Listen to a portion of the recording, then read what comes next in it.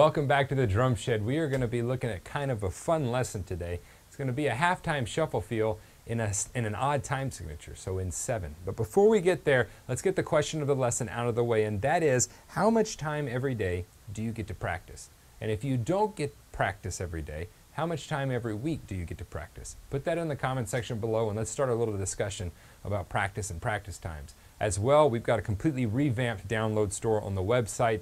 Everything's new, easier checkout process, as well as there's a video that explains every product on there, as well as giving some examples of that. Everything's going to be half off for the next week and a half if you're watching this when it first goes live. So I would suggest you jump over there and snag some downloads while they're so cheap. All right, so let's look at this halftime shuffle feel that was kind of made infamous by John Bonham and Jeff Porcaro and many others. But let's look at this in an odd time signature. To me, that makes it even funner than the halftime shuffle is already. Now, a couple of things that we need to understand before we get started. I don't know why I'm picking up my sticks. I'm not playing yet. Let's talk about different sound levels, because this groove is going to have 3 distinct sound levels. So when you're playing, you don't just want to have one sound level. You don't want to just have this level all the time.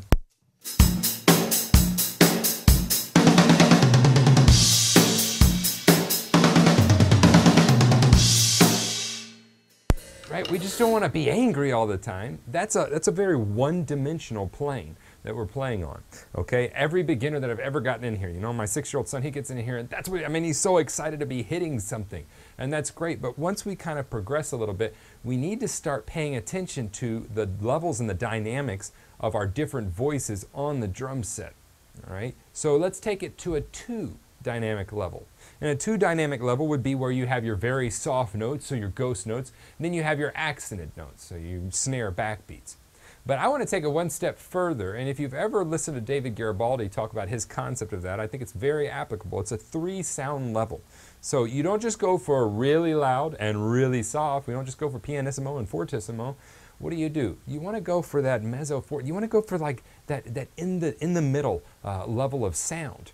And the way we do that is we can have different voices delegated as being loud. So in this groove, my loudest note is going to be my snare backbeat. My softest note will be my ghost notes.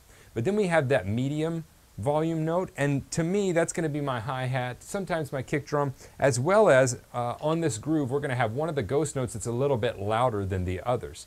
So that gives us not just a 2D, not a 1D, but a 3D sound. Okay, so, and that is not my concept. You can hear a lot of drummers talk about that, but it's very applicable. Now, let's get to this lesson. I have a lesson up here on the halftime shuffle. If you guys want to go check that out, that's fine. This is going to incorporate playing a shuffle feel with the hi-hat. So to play that, we're going to be in a triplet feel. It's going to go 1 lolly, 2 lolly, 3 lolly, 4 lolly, 5 lolly, 6 lolly, 7 lolly. That's how we're going to count triplets. We're going to play the first and the third triplet partial of every beat. So 1 lolly, 2 lolly, 3, and that will give us that shuffle feel.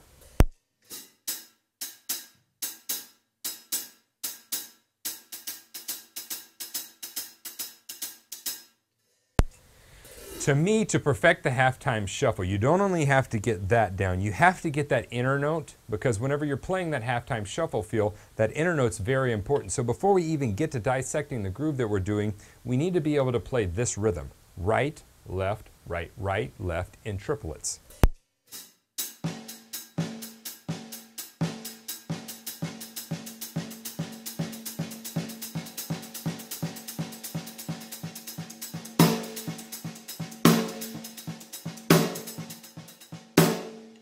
If you can't play that at a quicker tempo, you're never going to be able to get your halftime shuffle really smooth.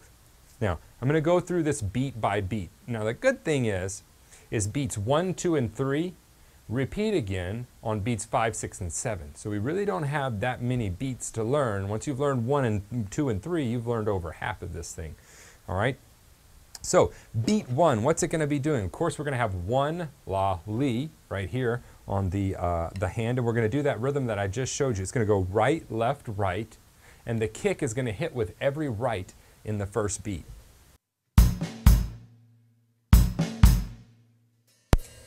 Now, beat 2 is going to be very similar to that, but instead of having the kick hit with the right hand, we're not going to have a kick. So it's just going to be right, left, right.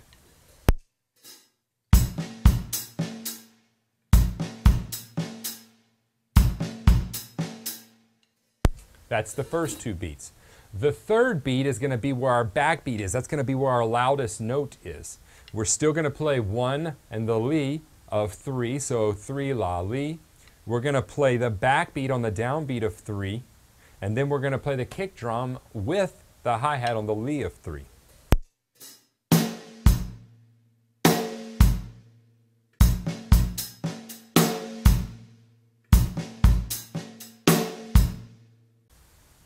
So now that we've got those 3 beats learned, you also have beats 5, 6, and 7 learned. So the only one that we have to deal with now is what? Beat 4.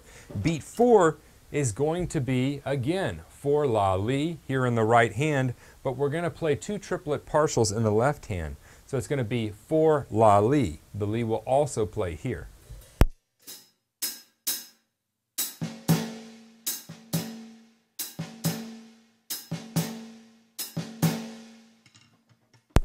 Now that's all of the beats and the stickings.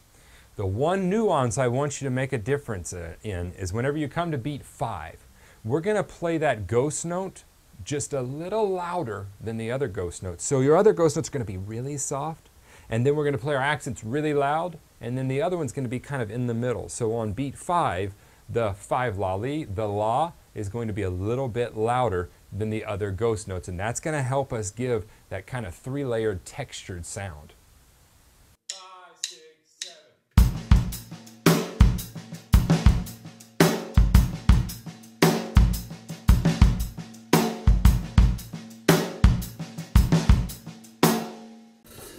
And that's the whole groove.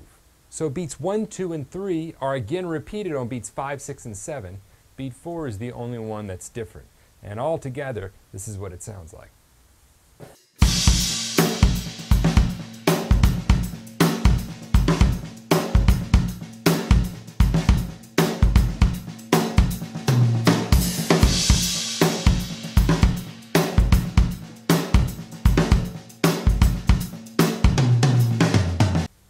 The hardest things about this are going to be A, counting in 7. That's going to be hard. Anytime we have an odd time signature, it's going to be a little bit hard to get our mind wrapped around it. And then getting those subtle nuances, those very subtle dynamic nuances that give your groove depth. And it's the reason why, like, John Bonham is John Bonham and Jeff Porcaro was Jeff Porcaro. It's because they had all of those nuances in their playing, and that's why it felt so good when they played. Don't forget, put some comments about your practice time in the comment section below, and don't forget to swing by the store while the half-off sale is going on. It's super cheap. And if not, we'll catch you the next lesson.